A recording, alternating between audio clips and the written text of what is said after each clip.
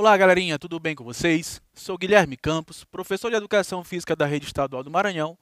E nessa aula de hoje, aqui do nosso projeto Fique em Casa Aprendendo, nós iremos aprender aqui um pouquinho sobre o futebol de campo. Nós iremos entrar numa sequência agora que nós iremos aprender aqui um pouquinho sobre os esportes de invasão. Numa outra oportunidade, eu irei dizer para vocês o que significa um esporte de invasão, tá certo? Então, hoje nós iremos aprender um pouquinho sobre o futebol de campo, que é uma prática aí que nós somos conhecidos como o país do futebol. É uma modalidade esportiva que é das mais praticadas no mundo. Então a gente vai aprender aqui um pouquinho sobre os fundamentos, sobre as regras, como esse esporte surgiu, tá certo? Então eu organizei a nossa aula seguindo esse sumário. Nós iremos aprender a origem, como o futebol chegou no Brasil, as principais regras, porque são muitas regras, não tem como nós falarmos aqui de todas, mas eu irei elencar aqui as principais regras e os fundamentos do futebol, tá certo? A origem do futebol. Nem os historiadores sabem ao certo como tudo começou. As origens do futebol de campo remontam a vestígios de jogos de bola, parecidos com o esporte em várias culturas antigas milenares, fazendo parte de rituais religiosos e outras tradições simbólicas. Daí eu trouxe uma sequência de países de onde um esporte, um jogo, uma brincadeira com bola que era chutada acontecia. Na China, em 2500 a.C., era um joguinho chamado Tsushu. No Japão, o Kemari. Na Grécia, 776 anos antes de Cristo, o Episquíros. Na Roma, 150 anos antes de Cristo, o Harpastum. Em Florença, 1500, o Cálcio Fiorentino. Inclusive, galerinha, se vocês quiserem, na Netflix tem uma série bem interessante que fala esportes no mundo. Então vocês podem acessar, quem tiver acesso à Netflix, acessem lá, procurem lá esportes no mundo. Vocês vão ver a prática do Cálcio Fiorentino que acontece até hoje. É bem tradicional nessa região da França, da Itália, lá em Florença. Na Inglaterra, no século XIV, Hurley Over Country, e em 1855 surgiu o primeiro clube de futebol, mais ou menos com o formato de como o futebol é hoje, tá certo? Toda a modalidade esportiva, todas não, a maioria das modalidades esportivas, elas vão sofrendo adaptações com o decorrer do tempo, tá, galerinha? Elas vão mudando as suas regras. Antigamente, o futebol, em algumas ocasiões, ele era visto como um esporte muito violento. Então, aos poucos, a Inglaterra foi adaptando essa modalidade para que o esporte não tivesse tanto contato físico e os participantes ali que estivessem praticando o futebol não tivesse ali qualquer tipo de lesão, não se machucassem, tá certo? Então, as regras elas vão sendo adaptadas ao decorrer do tempo. Atualmente nós vemos aí que o futebol ainda sofre adaptações das regras e isso vai acontecer e vai sempre acontecer, que é com a intenção de manter a jogabilidade, que o esporte seja dinâmico, que ele seja mais justo. Então tudo isso vai acontecendo. O esporte ele nunca para, ele nunca deixa ali de ter uma regrinha, uma adaptação, tá certo? O futebol no Brasil. O futebol de campo chegou com regras ao Brasil em 1894. Graças a Charles Miller, brasileiro que estudava na Inglaterra e teve contato com o esporte por lá. Já no ano seguinte, ocorria a primeira partida de futebol no país, realizada em São Paulo. No Brasil, o futebol virou uma paixão nacional, sendo o desporto mais praticado no país. Aquilo que eu falei ainda há pouco para vocês. Nós somos conhecidos mundialmente como o país do futebol. Nós somos pentacampeão de futebol. Então, tudo isso traz para a gente como se fosse o país do futebol. Vamos aqui entrar nas regras, tá? Então, o campo de jogo. O campo de jogo deve ser retangular, com largura mínima de 45 metros e máxima de 90.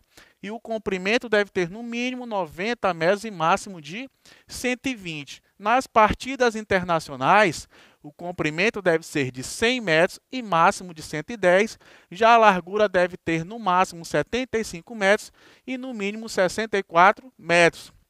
Daí eu trouxe que convencionalmente o campo de futebol, por exemplo, o Maracanã, essa é a medida oficial do Maracanã, é de 110 metros de largura, de comprimento, por 75 metros de largura. Geralmente, os estádios internacionais, com medidas internacionais, eles utilizam essas medidas aqui, tá certo? 110 metros de comprimento por 75 metros de largura.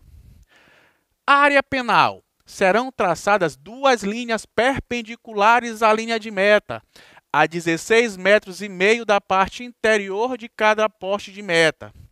Essas linhas se adentrarão 16 metros e meio no campo de jogo e se unirão com uma linha paralela à linha de meta. A área delimitada por essas linhas e a linha de meta será a área penal. Professor, não entendi nadinha do que o senhor falou aí. Perpendicular, paralelo, o que seria isso? Por isso que eu trago imagem no meu slide. Vou mostrar aqui para vocês. Perpendicular são essas linhas aqui, turminha, ó. Essas linhas aqui, ó, que estão perpendicular à linha de meta. Então, essas linhas aqui, elas têm 16 metros e meio para dentro do campo, tá certo? E paralelo nós temos o quê? A linha de meta, nós temos mais uma linha aqui que também é de 16 metros e meio. Então, essa área torna-se o quê? A área penal. Fala o quê? Acontece o quê? Qualquer contato, qualquer falta que aconteça dentro dessa área, vai ser marcado o quê? Um pênalti. Então, qualquer contato dentro dessa área que seja faltoso, vai ser marcado um pênalti. E o atleta cobra o pênalti, tá aí, ó, circulei de amarelinho para vocês. Ele cobra um pênalti de uma distância de 11 metros, tá certo? Então, tá aqui a área penal de 16 metros e meio, a linha saindo perpendicular à linha de meta, traça-se uma linha paralela à linha de meta com também 16 metros e meio e formou-se o que? A área penal. E o pênalti é cobrado de qual distância? De 11 metros. Tá aí a imagem para vocês para facilitar esse entendimento. As metas são as traves, tá, galerinha? São onde o atleta ele tem que fazer com que a bola passe para essa meta, entre nessa meta para que seja feito o gol. A distância entre os postes será de 7,32 metros e a distância da borda inferior do travessão do solo será de 2,44 metros. Os postes e o travessão terão a mesma largura e espessura, com no máximo 12 centímetros de diâmetro. Os postes e o travessão deverão ser de cor branca. Então, percebam, a altura da trave é de 2,44 metros, isso pegando a borda interior do travessão, que é o ferro que passa na parte superior, e as laterais aqui, o tamanho da trave é de 7,32 metros, tá certo? Então, é bem grande. Tempo de jogo. A partida durará 2 tempos iguais de 45 minutos. Os jogadores têm direito ao intervalo no meio do tempo. O descanso do meio de tempo não deverá exceder o quê? 15 minutos. Caso haja empate, seja uma partida classificatória, onde precisa sair um vencedor e um perdedor, o que acontece? Iremos para um tempo suplementar, uma prorrogação, que terá o seu tempo de 15 minutos, 2 tempos de 15 minutos. Persistindo o empate, as equipes irão para cobranças de pênaltis alternados, tá certo? 5 cobranças, se continuar o empate, fica alternando 1 em 1. Então tá aqui, ó. E no futebol, galera, o tempo ele não para em momento nenhum. O tempo ele não é cronometrado. Então a bola saiu, o relógio ele continua ali funcionando, ele continua rodando. Aí é adicionado um acréscimo a esse jogo, o árbitro ele mais ou menos tem uma noção. Ele tem 2 relógios, um relógio ele vai parando e no final do jogo ele acrescenta o tempo ali que ele acha que foi que a bola ficou parada, para ter um maior tempo de jogo. A bola em jogo ou fora de jogo. A bola fora de jogo, quando ela tiver ultrapassada completamente uma linha de lateral ou de meta, seja por terra ou pelo ar. Então está aqui a primeira imagem, ó. Essa bola está em cima da linha, então ela não saiu ainda. A bola ela só vai sair quando ela cruzar por completa esta linha, tá certo? Ela cruzou completamente essa linha, bola fora. Isso tanto quando ela estiver passando aqui por baixo, por terra, ou quando ela estiver no espaço aéreo. Ela fez uma parábola por fora dessa linha limite. Ela acabou que por sair. É considerado bola fora. A bola em jogo. quando a bola rebate nas traves, no travessão ou na bandeirinha de canto e permanece no campo de jogo. Tá aqui a imagem, ali é uma bandeirinha do arremesso de canto, do escanteio. Se a bola, por acaso, porventura, chegar a bater nessa bandeirinha e permanecer dentro do campo de jogo, não ultrapassar as linhas limites, o que acontece? Essa bola está em jogo, tá certo? Ela não saiu. Gol marcado. Só terá marcado um gol quando a bola tenha ultrapassado totalmente a linha e meta, entre os postes e por baixo do travessão. Sempre que a equipe a favor da qual se marcou o gol não tenha cometido previamente alguma irregularidade. A mesma regrinha da saída de lateral, da saída da linha de meta. Então, se essa bola não cruzar essa linha de meta por completo, o que acontece? Não é considerado gol. Essa bola tem que cruzar por completo essa linha de meta. Ela pode passar tanto no espaço aéreo quanto que por baixo. Número de jogadores. As partidas são disputadas por duas equipes compostas por no máximo de 11 jogadores, cada um dos quais jogará como goleiro. Nenhum jogo começará nem continuará se uma ou ambas as equipes tiverem menos de 7 jogadores. Então tem 11 jogadores ali no campo de jogo. Chegou ao mínimo de 7 atletas. Se por um acaso algum outro atleta seja expulso e fique com 6, esse jogo será finalizado, será dada a vitória para a equipe adversária, por insuficiência técnica. O regulamento da competição deve indicar o número de substitutos que podem ser inscritos, sendo no mínimo 3 e no máximo 12. Aqueles atletas que podem ficar no banco de reserva. Então, são no mínimo 3 atletas e no máximo 12. Número de substituições. Durante a partida, cada equipe poderá fazer no máximo 5 substituições. Terá no máximo 3 oportunidades de substituições. Isso aqui é uma regrinha que mudou atualmente.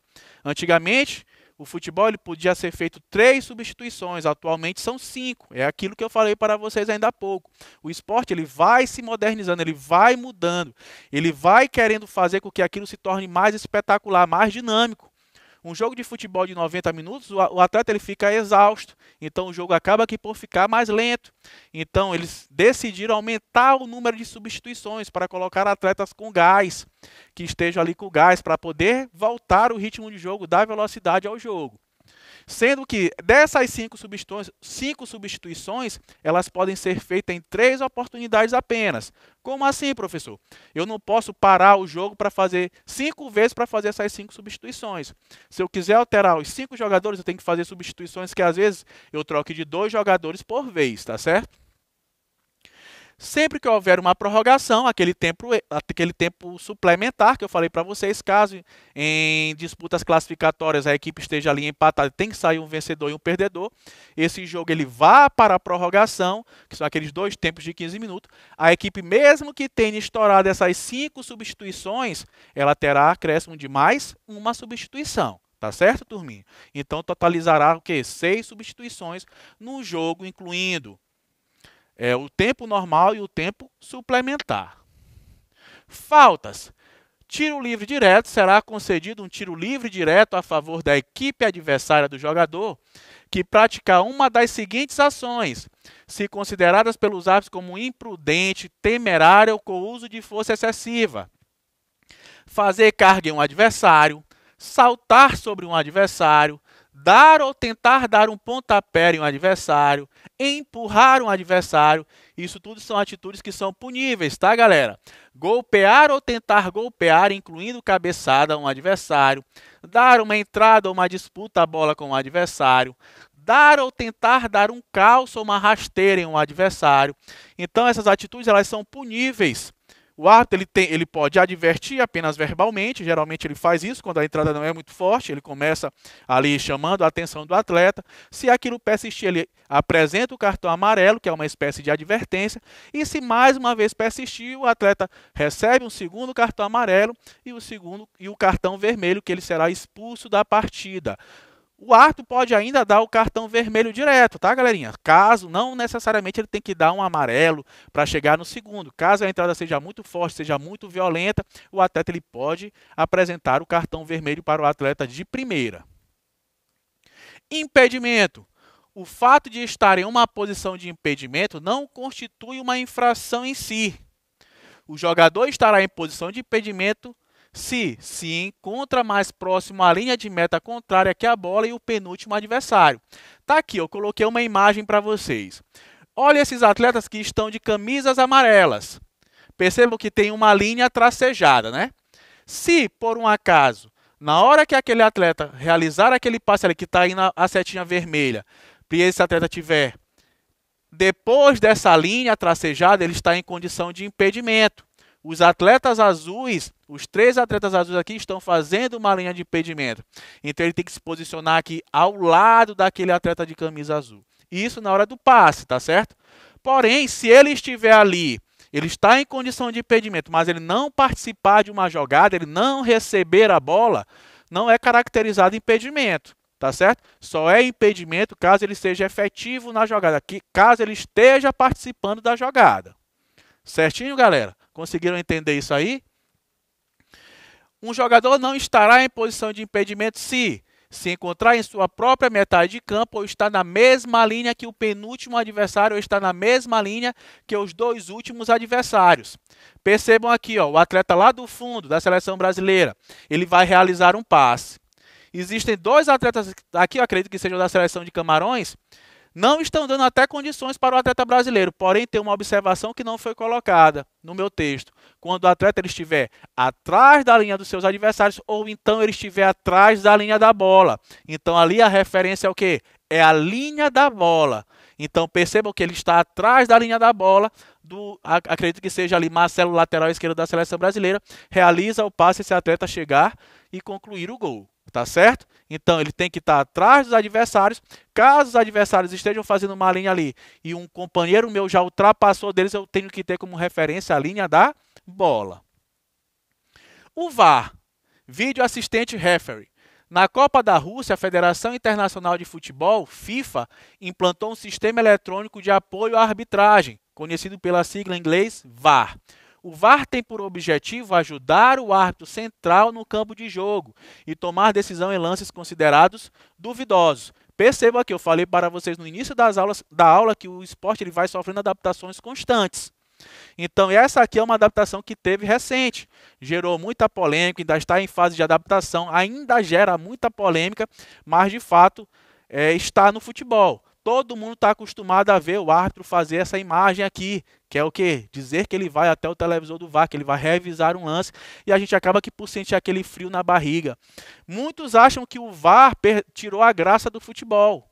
Eu vou dar uma opinião particular minha aqui. Eu acredito que não. O VAR ele veio para tornar o esporte mais justo, uma opinião minha, tá, galerinha? O VAR ele não vai diminuir a polêmica do futebol, mas ele vai diminuir ele vai aumentar a justiça. Tá certo? Imagina só, você como treinador de futebol de uma equipe, você passa 4 anos treinando uma equipe de futebol para disputar uma Copa do Mundo. E por algum erro de arbitragem, que nós somos passíveis a erro, você é eliminado daquela competição. É chato, né? Então o VAR ele vem para que o árbitro ele tenha uma possibilidade de revisar um lance, ele tomar uma decisão mais justa. Eu trouxe uma imagem aqui que vai respaldar um pouco o que eu estou dizendo para vocês. Está aqui uma cabine do VAR, onde os árbitros eles acabam que por visualizar o lance várias vezes, daí eles se comunicam com os árbitros utilizam microfones, headsets aqui que eles têm comunicação externa, e o árbitro ele convoca, ele chama o árbitro para revisar um lance. Tá aqui, o árbitro está revisando o lance. Aqui eu coloquei um lance da Copa de 1986, onde nas quartas de final o jogador Diego Maradona acaba que por fazer um gol de mão, eliminando a Inglaterra. Foi justo esse gol? Não. Nesse ano a Argentina foi campeã mundial. A Inglaterra foi desclassificada nas quartas de final. Então, se de repente tivesse o VAR nesse período, esse gol aqui seria sido o quê? Anulado. E seria feito o quê? Justiça. Então eu acredito que o VAR ele seja importante para isso. O arremesso lateral. O arremesso lateral será concedido a favor da equipe adversária do jogador que tocar por último na bola antes de sair totalmente do campo pela linha lateral, pelo chão ou pelo alto. Então está sendo cobrado aqui um lateral. Perceba que o indivíduo está com as 2 mãos, com a bola sobre a cabeça e os 2 pés estão sobre a linha lateral. Tiro de canto. Um tiro de canto será marcado quando a bola ultrapassar completamente a linha de meta pelo chão ou pelo alto, aquilo que eu falei para vocês, e tocada por último em um jogador da equipe defensora. Tá aqui, ó, jogador aqui do Flamengo, Diego, realizando um chute aqui, um tiro de canto. Vale o gol caso a bola entre, tá certo? A bola tem que ser colocada aqui nesse cantinho. Então, galerinha, eu vou ficando por aqui. Eu espero que vocês tenham entendido, compreendido um pouquinho aí sobre o futebol de campo e até a nossa próxima aula. Vamos para cima, hein?